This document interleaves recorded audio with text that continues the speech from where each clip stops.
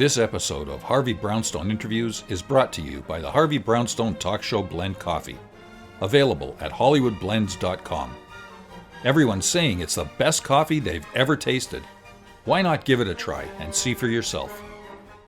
Hello, everyone. I'm Harvey Brownstone, and today's guest is a highly acclaimed actress, writer, producer, and director who's brought us some of the most memorable performances in classic films, including Goodfellas, Guilty by Suspicion, Cape Fear, Alive, Search and Destroy, To Die For, Happy Texas, Message in a Bottle, and many more. And yes, all of those blood-curdling screams in The Last Temptation of Christ are hers. And yes, she's the girl who got her face bitten off by Robert De Niro in Cape Fear.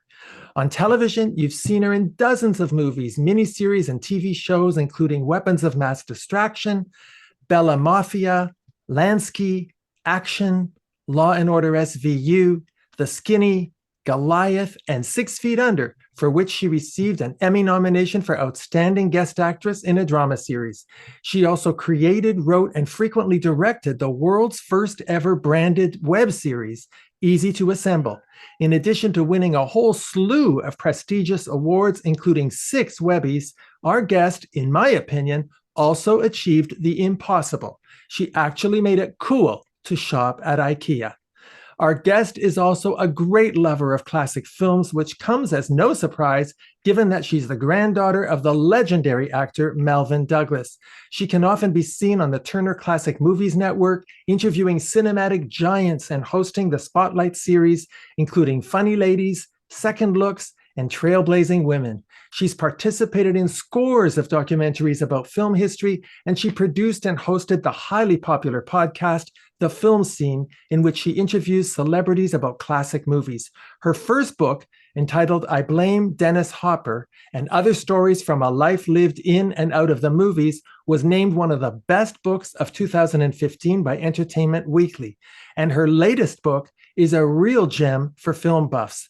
It's called Connecticut in the Movies, From Dream Houses to Dark Suburbia, and it explains how the cinematic perception of Connecticut, originally created in Hollywood movies like Bringing Up Baby and Christmas in Connecticut, has shifted in recent years.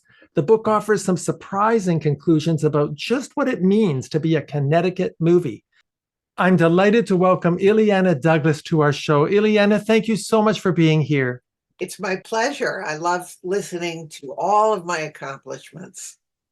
Well, I only skimmed the surface. I want to start by quoting something to you that Mike Nichols told you. He said that as an actress, you have a unique ability to be both in a movie and outside it. Like you're also commenting to us in the audience. Were you aware that you had that effect on the audience? No, not at all. That's why it was, he gave me the key to the second part of my career, because when I met him and he said that, the story was that I was with the director, Glenn Gordon Caron, who had directed me in Picture Perfect, wonderful person, created Moonlighting. And we went to see The Graduate. And because Mike Nichols was going to be there, and Buck Henry, who I'd worked with on To Die For, so I had a little bit of an in. But I brought my album, my Mike Nichols and Elaine May album, for him to sign. And as we were standing in line, Glenn said to me, "Only you could get away with something like that." And I said, "What? It's Mike Nichols." So I was there as a fan. Like, I never thought of myself as also being in films. I'm there now as a fan of Mike Nichols to get my album signed. And when I handed over the album, he looked at me, piercingly, and critiqued me and my acting career by saying, "You know what I like about you? When I see you in a movie, you're in the movie. It's as if you're in the movie, but then you're also in the audience commenting to us." Your quote. And I had this epiphany. I said, "My God, you've explained my entire life," because my entire life I have felt like, is this a movie? Because I feel like I've been outside watching myself somehow not in control of my own destiny. The plot seems to just be moving on its own. And then sometimes you're in the movie, you're in New York Stories, or you're in, you're in the place. And I've always had that feeling.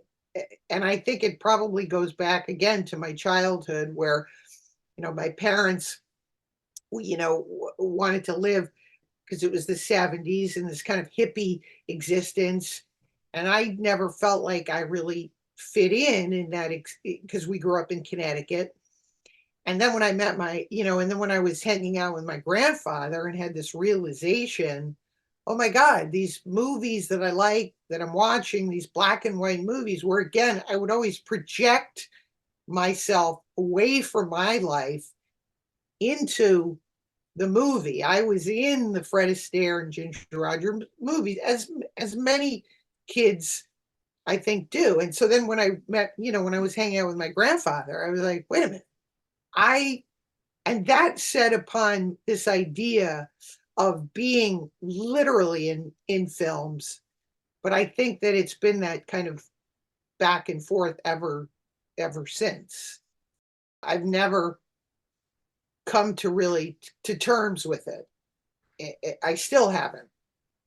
Well, now everyone knows that you've loved movies your entire life, and you wrote something in your first book that really moved me, Illeana. You said, I think all movie lovers have some sort of void or sadness in them that movies fill. Illeana, I've never heard anyone express their love for cinema quite so poignantly. How did you come up with that? Because I think it goes back to, again, feeling as if, being a little kid, and it's New Year's Eve, and it's supposed to be a time where you feel, joy and togetherness, and you're with the family. But I didn't feel that. I felt joy watching, Fred Astaire and Ginger Rogers. I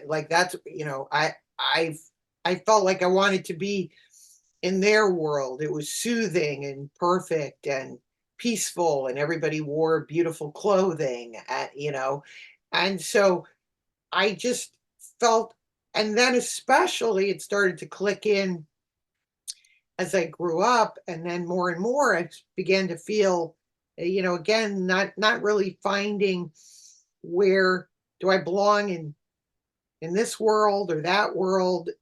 I never could find a place for myself. And then when I saw Richard Dreyfuss on screen in American Graffiti at the drive-in, and I realized my whole persona was that, I said, that's my persona, is that I've somehow been cast in this life here, sitting in the back seat, making people laugh, being a class clown, but it's not really who I am.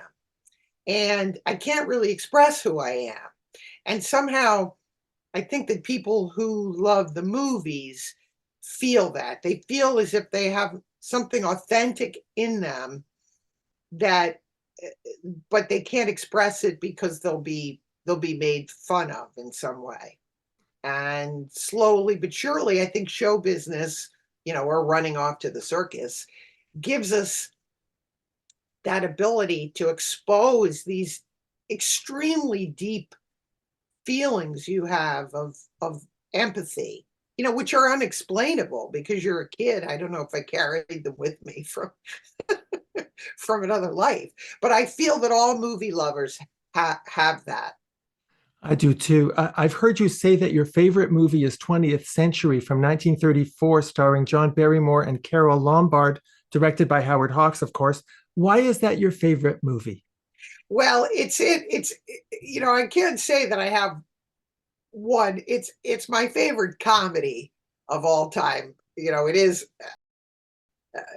because I love just that it's so over the top, and it's comedy carried to the absolute extreme in terms of John Barrymore.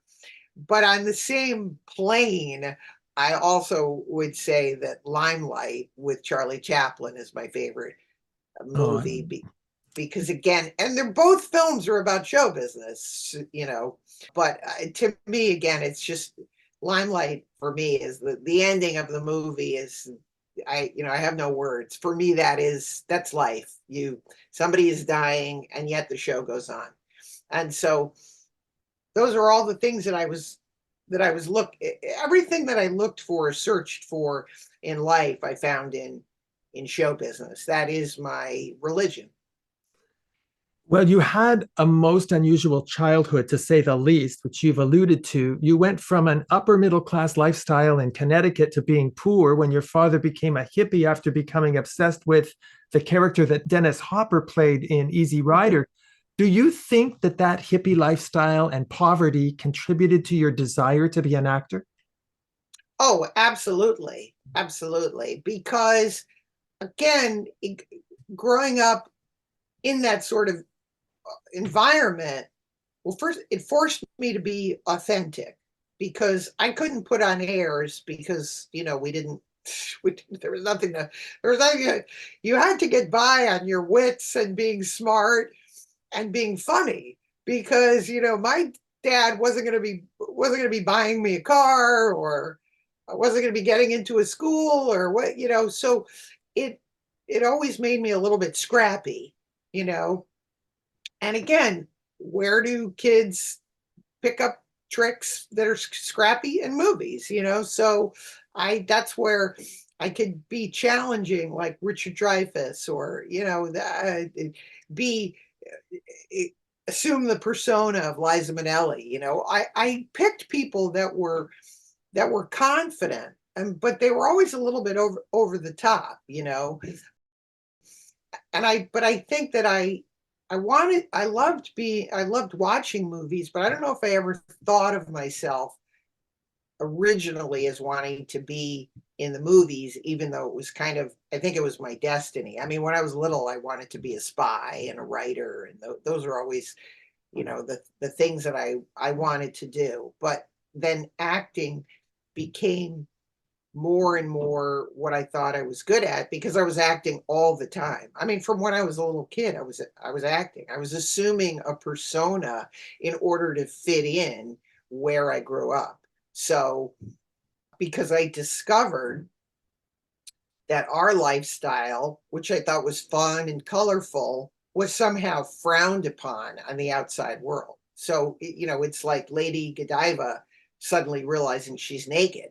When I was growing up, I didn't realize I was poor until I started going to school. And then people made me pretty aware of it. If you didn't have the latest corduroys and the latest this and the latest that. But I mean, now again, I have no resentments about my childhood. The ending of the book is realizing, of course, that, and meeting Dennis Hopper and having, these resentments my whole life, and then meeting somebody like Dennis Hopper, and you realize, oh, okay, all these values that were instilled in me because I had to be scrappy have made me the authentic person that I am. And I think that by being authentic, I think that that's the very thing that, going back to Mike Nichols and audiences, I think that's the very thing that people like and expect about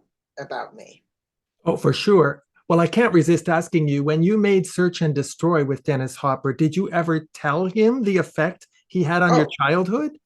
of course. That's why it became a major part of the book, because, it had been this running gag throughout my life that, when I finally got to see Easy Rider, which they showed it on television, and they cut the ending because, it was on CBS, and it was too violent. So I remember watching the movie. This is the movie that we changed our whole life for. So it took quite a few viewings of the film to, I didn't really think much of Dennis Hopper, growing up. And then as I got into movies, myself, and then older movies were available, I started to watch him, of course, and some of his early, films like Giant and Row Without a Cause. But then by the time I I met him and I was so excited to meet him. And of course, the story is in my book, that the day I was going to meet him on the way to the set, our car, the driver kind of nodded off at the wheel. We were in a car accident, and I had a concussion. And because it was such a low budget movie, I had to literally walk to the set holding my head. And by the time I got to the set, I sort of collapsed on the floor. And as I write in the book, I'm hearing this voice, which sort of sounds like it's my father. And then I realize, oh my God, it's Dennis Hopper. I'm having a biblical moment here where my life is flashing before my eyes. And wait a minute, it really is. So everything in my life has been weirdly without any effort of trying at all. Everything just comes full circle. And so we did once I got better, yes, I was able to talk to him about this. And we, even before I was going to write the book, I wanted to do a documentary with him going around the country, because I was joking. I said, do you know how many lives you've probably ruined, Dennis, like mine? I mean, and all of my rebellious nature comes from that upbringing, which I was so mortified by, you know. And now you can't help but think, yeah, it's a part of me. It's like I challenge the system, and as Dennis Hopper says, that's what it's all about, man.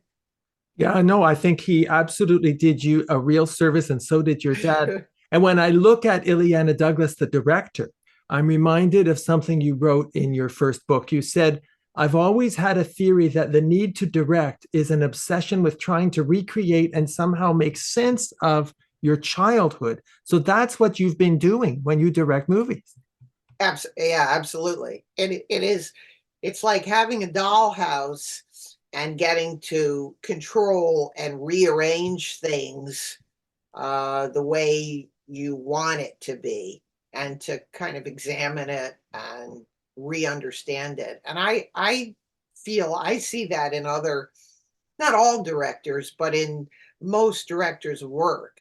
You can kind of see the same themes, again and again and again come up. And it's just my belief that it all comes from these things you learn in childhood. Now, you, of course, are the granddaughter of the legendary Melvyn Douglas, and unfortunately, he did not live long enough to see you become a successful working actress. But besides giving you the best advice ever, which is to always order the club sandwich when you're ordering from room service in a hotel, did he give you any other advice about being an actor? It sounds very simplistic, but I do think of it every time. He was very concerned when I first started out about my speech and my enunciation and my projection.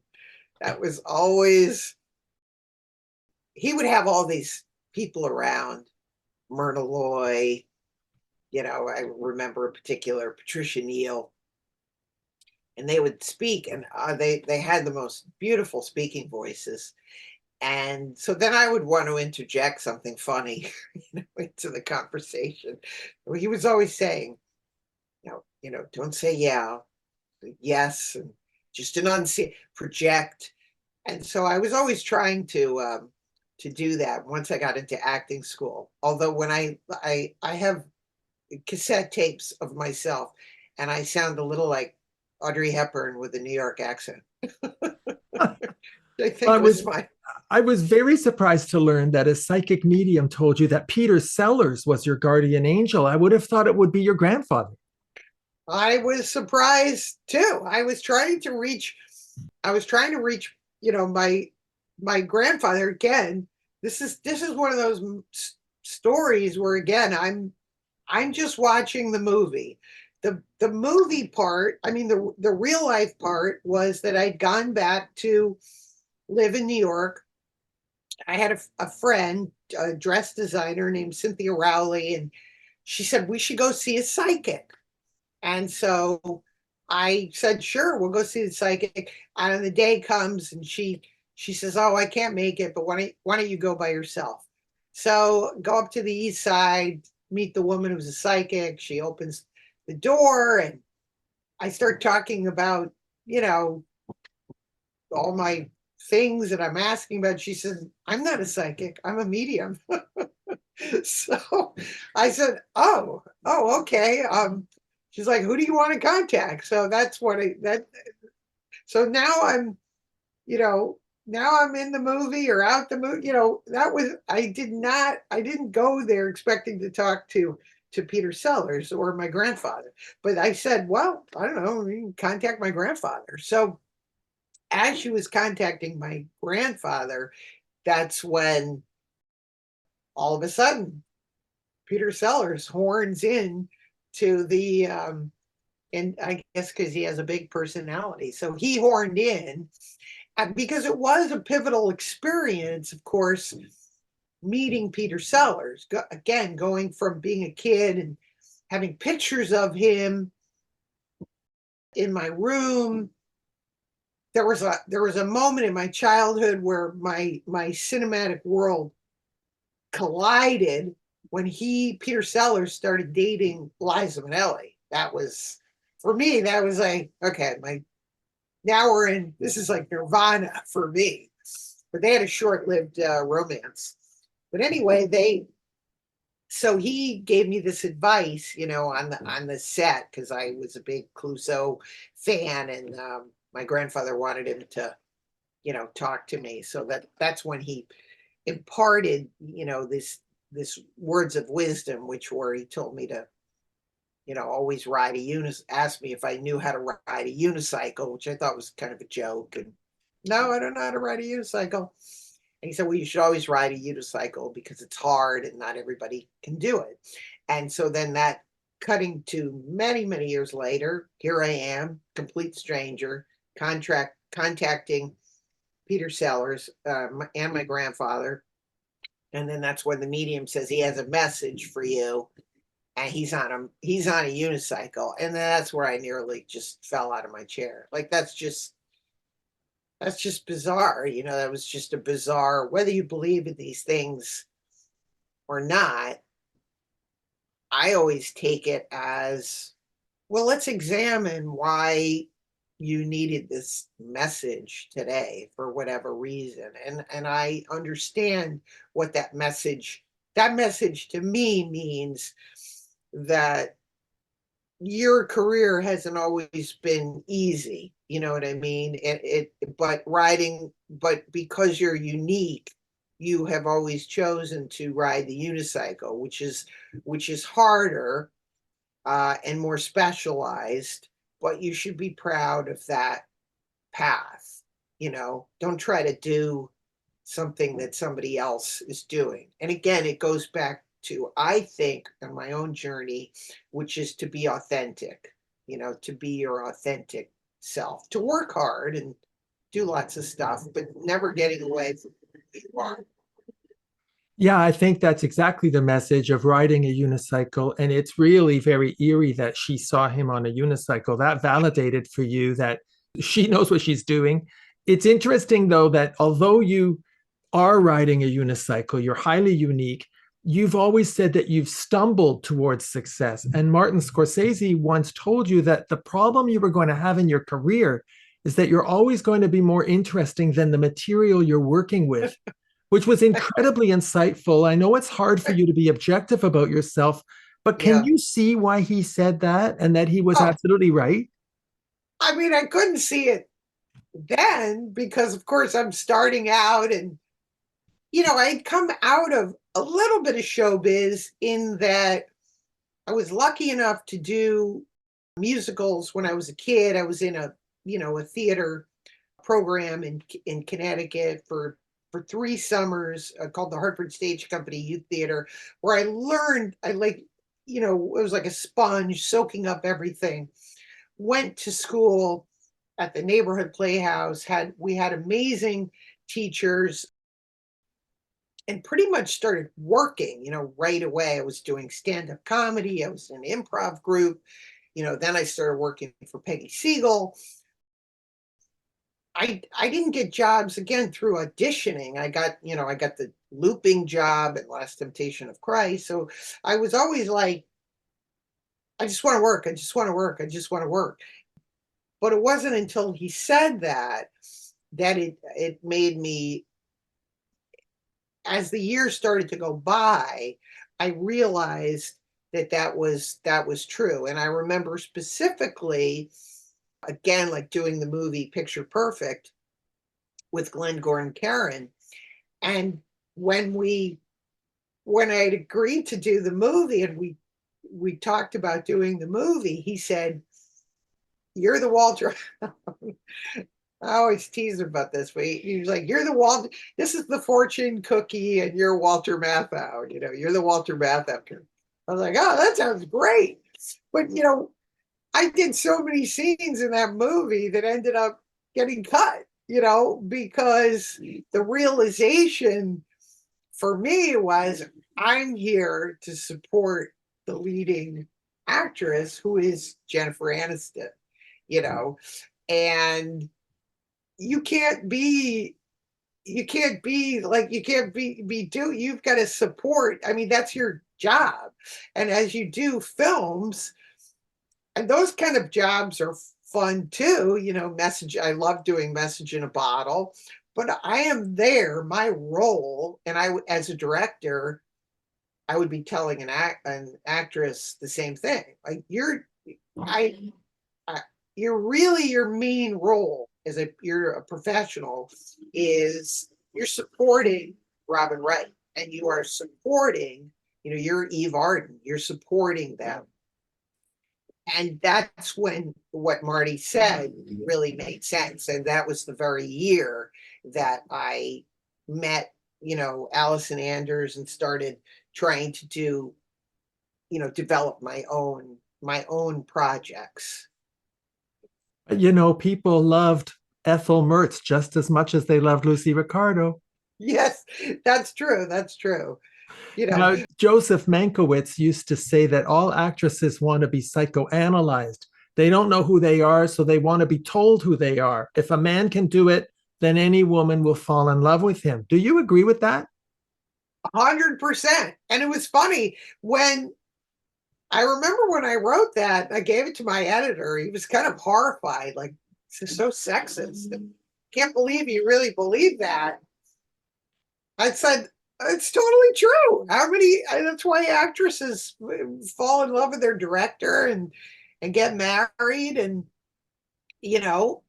now I'm not necessarily saying it's a good thing, but when I met, again, I love movies, and I love the history of movies. And obviously in films, I mean, maybe in other walks of life, but I haven't been in other walks of life. Obviously, cinema is known for, its ladies. There's been the great ladies' men of cinema. John Frankenheimer, he was a director. Billy Wilder, big ladies' man. Vincent Sherman. Oh, good point. Vincent Sherman, big ladies' man. Vincent Sherman, speaking of being psychoanalyzed, he would go into what Betty Davis needed, what Joan Crawford needed. And then while we're at it, John Huston, another, had affairs, Olivia de Havilland, all sorts of people. But was he psychoanalyzing these actresses, or did they just want to sleep with them? No, I think it's, and Joe Mankiewicz in particular was into psychoanalyzing them. So when we went out to dinner, he went to see Cape Fear, and we were having dinner, and I just expected mainly to have dinner with Joe Mankiewicz, who I adored. But he went into this really long, completely detailed analysis of my character in Cape Fear. And I was shocked because it was all my homework that I had, in fact, put into the character. And it was incredibly astute and it was nothing that I had shared with Marty or Robert De Niro. It was my own personal homework that I had brought into the part. So I thought that the fact that he picked up on that was pretty astute. And, he started again to, I think you're the kind of person who such, and I in that minute said, oh, I could see why I could tell why he's a big ladies man, because it's like, tell me who I am. Tell me more about me. Uh, Well, I loved how you described working with Robert De Niro. You said it's like waking up and realizing you're on a tightrope 100 stories up with the world's greatest tightrope artist and wondering how the hell you got there. Did it ever get any easier as you got to work with him again? well, it certainly did, because I watched in both Goodfellas and then Guilty by Suspicion other actors working with him that were kind of self-destructing out of just fear of, being in the ring with Muhammad Ali. You know what I mean? They would lose their confidence. And he is very much an actor that I realized he's reacting off of you. So if you have the impression that you're going to go into this thing and he's Robert De Niro and all I have to do is stand back and he's going to make me look good, he is not that kind of an actor. He's actually more a reactor off of what you are doing. And so once I realized that, I said, okay, I just got to go into this thing and just totally make a fool of myself. I knew that, the crew and everybody would be like, what is she doing? What is she doing? But I just did it. And luckily they let me do it. And, and of course, then he kicks into high gear and then you're really, kind of going at it. But yes, there is absolutely that moment that you have where, cameras are about to shoot and you just go, how did I get here? But I feel that way all the time. So, in movies, well, not so much anymore, but every once in a while, where something gets thrown at you and you go, okay, we're filming this. This is forever. It's happening right now. Like, I am not prepared at all. And action. Somehow it works because it's magic when you do it. One of my favorite movies is Alive. And for the benefit of our viewers, it's the true story of how a rugby team from Uruguay survived a plane crash in the Andes Mountains in 1972. Illeana, you wrote that working with Ethan Hawke was life-altering for you. In what way? Well, again, he was one of those people that reminded me of, where I'd come from. I mean, he's really an artist. I have tremendous amount of respect for him. I joined the movie because at that point in my career, to take a sort of smaller co-starring part, was, some people on my team, I guess, had mixed feelings about it. But I just really thought this is going to be an amazing experience. This is why you get into movies. Like, not everything is about a big marquee film. This was a life altering experience, which it exceeded my expectations.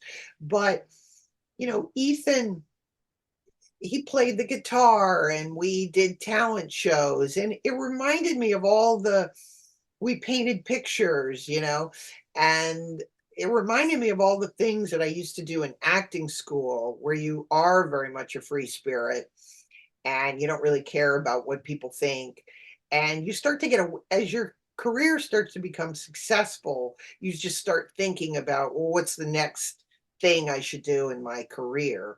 And it brought me very much back to, you know, listening to music and being in a creative state of mind, you know, all the time.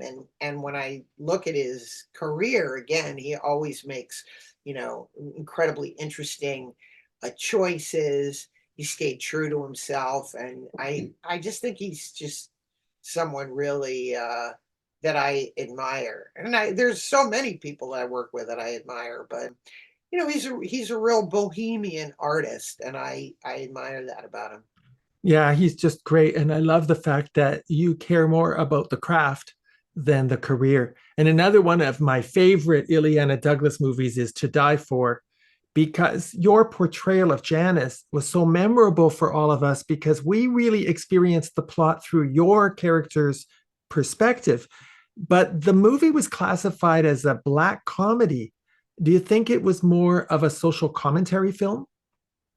Completely. I mean, I don't really know why it got labeled as a black comedy, because it's, to me, it is very much a satire, and it's a satire of the social mores of what was happening in America, which was this idea of becoming, you're not anybody unless you're famous, you know, which now obviously now seems very prescient, you know, where everybody is famous. We're all famous, but For a but minute or so. yes, but and what was also unique about the film was that everybody forgets that there's a film within the film. It's not a straight up narrative. There's a narrative film, and then they're making a film about the main character. I mean, now when you have, you know, shows like The Office, we've come to expect this, but I think it was way, way ahead of his time. And Gus Van Sant again was a director that I literally could not believe I was getting to work with him. I was so enamored of Gus Van Sant and loved his films, you know, so much. That was a terrific movie. I was very intrigued, Iliana, that you described your movie Grace of My Heart as a woman's picture. How do you define a woman's picture? Well, we set out to make what we call the 1940s melodrama woman's picture, you know, in the sense that a Douglas Sirk film was, that it was geared specifically towards the journey, the inner life of a woman and her coming of age, of how her whole life, you know, her whole life, and then how her whole life is changed by the three different men that she is involved with. And it's not really until the end of the film, you know, when she's, you know, age 40, you know, that she finally puts all of her different selves together. And that's why I think it's really, you know, a woman's picture, which I'm not embarrassed to say. I mean, I don't, you know, we don't say anymore like, well, it's a real woman's picture. But you know, Mildred Pierce was a I'm sorry, it's a woman's picture. It's a great movie, and we may be enjoying it. You know, now it's classified as a film noir, but I don't like the idea that they've taken a woman's picture sort of away from us in a way, you know. Well, you wrote, produced, and directed a wonderful documentary about the many challenges of filmmaking called Everybody Just Stay Calm. My question to you is, are you ever able to tell while you're shooting a film that it's going to be a big hit, or conversely, whether it's going to be a flop? No, I don't. I mean, I'm trying to think. It, I mean, you can't. You're certainly on movies, probably the bigger budget movies that are more chaotic, where they have a lot of rewrites and things going on, where, you know, you're not really sure. But when I was shooting To Die For, I thought it was going to be a blockbuster. I mean, so I was sort of surprised. I think we had a regime change during the making of the movie, and so it stumbled a bit, and then it got into Cannes, and then it kind of became a cult classic, and it's obviously remembered, but it wasn't a blockbuster, and so that definitely surprised me. I certainly knew, probably more, I think more than anybody, because I was on set every single day. I definitely said I knew Goodfellas was going to be huge. It sounds like I'm stating the obvious now, but if you go back to 1989, which is I think when we shot it, I was there watching them shoot the scenes with Joe Pesci, and I said, he's going to win an Oscar. But however, I also thought John Turturro was going to win an Oscar for Quiz Show. I mean, I had all of my money. To this day, that to me is one of the biggest robberies of all time. Quiz Show. John Turturro and Quiz Show. If anybody wants to learn anything about acting, probably again my top 10 performances of all time. And I mean I could watch John Turturro in pretty much anything, but John Turturro in Quiz Show is like tip of the cap, just unbelievably good. And I think I had said to him 80 times, you're going to win an Oscar. And he did. Do you remember who won that year? I do not. I can't remember either, but sometimes winning in retrospect isn't all that important historically. That's true. Because, now in 2013, you got to work with Jerry Lewis in Max Rose, and he became a mentor to you. You introduced him at the 2014 TCM Classic Film Festival. Was your association with him kind of a major highlight of your career? Oh my goodness. Without a doubt. I mean, again, just for me personally, in the journey of who I am, who I was when I was a little kid, who I wanted to meet, etc., who I idolized, I was just excited to meet Jerry Lewis, and then to become friends with him exceeded everything. But then to do the handprint footprint thing, the unexpected gift from that was that we were backstage. And by this point, I had been to, we were friends, and I'd been to a lot of Jerry's shows and with him backstage. And I knew a lot of his routines and his bits. And so I had said to him beforehand, I go, now, do you want to know what I'm going to, and I'd also interviewed him at Screen Actors Guild. We actually already done an interview a year previous, which was really fun too. But I said, do you want to know the questions? He said, no, I don't want to know. I don't want to know it. I want you to completely surprise me, which is funny because sometimes some people want to know every little thing you're going to ask them. So we were backstage at the El Capitan Theater, and I screwed up my courage, and I said, Jerry, I was thinking maybe we could do a bit, and he looked at me and he goes, what do you want to do? He kind of, and I was there, and that was again, that's me watching myself. I'm like, I'm pitching a joke to Jerry Lewis, like a bit. And so we went, and he said, okay, well, how would you do it? And we started like working on it. He goes, well, what if you say this? I'm like, okay, great. Okay, so I'll say that. All right. Okay. And we worked out what we were going to say. But I was like, that for me is, that for me, that's a mic drop. Like, to get all the movies, whatever I've done, the fact that Jerry Lewis trusted me to do a bit with him and I got to do a bit with Jerry Lewis, for me is like really doesn't get much better than that as a student of show business. Do you know what I mean? Oh, it's pure magic. I mean, and in a way, I wish you had been born a little earlier. You would have met even more of I, those classic actors. Now, your most recent book, Illeana, Connecticut in the Movies, takes us through the transition from Connecticut being perceived as the quintessential Pleasantville to a much darker place through movies like Gentleman's Agreement, The Man in the Gray Flannel Suit, The Swimmer, The Stepford Wives, The Ice Storm, and many others. What inspired you to write the book? well, I had always had this idea of Connecticut cinema that nobody ever spoke about.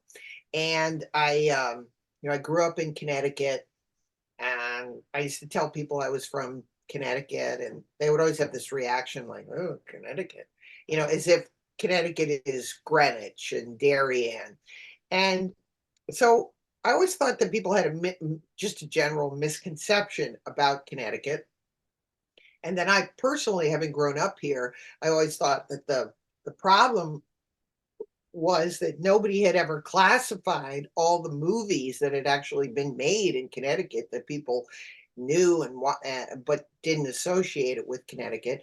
And so it was, as COVID began, I thought, okay, well, this is going to be my COVID project. Let me start, working on this book. But then what was unexpected was that at night I found myself, again, here we go to this was not part of the plan, or this was not part of the movie. At night, I found myself like, just sort of scrolling through Zillow, nice farmhouse in the country might be fun. So that was not part of the plan at all. But I have a theory in life that you only have a certain amount of moves in you. I've only moved from New York, and actors really only move coast to coast. You're in New York, you're in LA, you're in LA, you go to New York. And I've been in LA for 14 years. And I was thinking, I think it's time to move back to New York. You only have, and I knew that this would be my last move. And that was not part of my life plan. I love my house in LA and I love my friends. But there was something about COVID that I had some theories about what I was going to be doing when COVID ended. And I said, I think I want to be on the East Coast, and I want to be writing more and, writing more books. And so that was the totally unexpected part, the journey of finishing the book actually in Connecticut, taking road trips around Connecticut, giving myself permission to really have fun,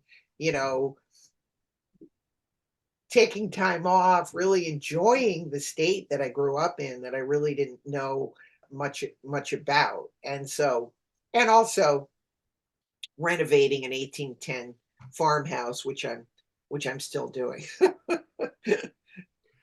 Well, I can't resist asking you this.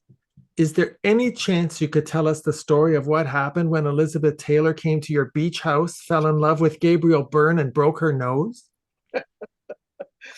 That's going to be, so I've got Connecticut in the Movies. I have one more book that I'm going to do, a cinema book after Connecticut in the Movies. And then I'm going to do a follow-up to I Blame Dennis Hopper. And it's going to be all the dark stories. And will that one be in it? Absolutely. Okay, then I'll wait, because then I can get you to come back when that book comes out. Yeah. My days in living in Malibu, or the original Indian word, which was Malibu, they kind of approach science fiction. Malibu is one of the kookiest, strangest places. Only in Hollywood would you get a place like Malibu, where people live right on top of each other in these zillion-dollar houses and there's no beach, and it is, talk about a social satire. But I did get to meet Elizabeth Taylor, and she did come to my beach house, and she did hit rather aggressively on Gabriel Byrne. I don't know, if it were me, I would have gone for it, but Yeah, me too, and I'm gay. I want to tell our viewers that you can learn more about Illeana Douglas, buy her books, and hear her podcasts by going to her official website, illeanadouglas.com. You can also follow her on Facebook, Instagram, and X, formerly known as Twitter. Well, Illeana, I have only one more question for you. Are you ready? sure, I'm ready. Okay, here goes. In the movie Grief, someone says to your character, Leslie, that maybe you're a gay man trapped in a woman's body. So my question is, do you think that might actually apply to the real Illeana? You know, it's hard to say.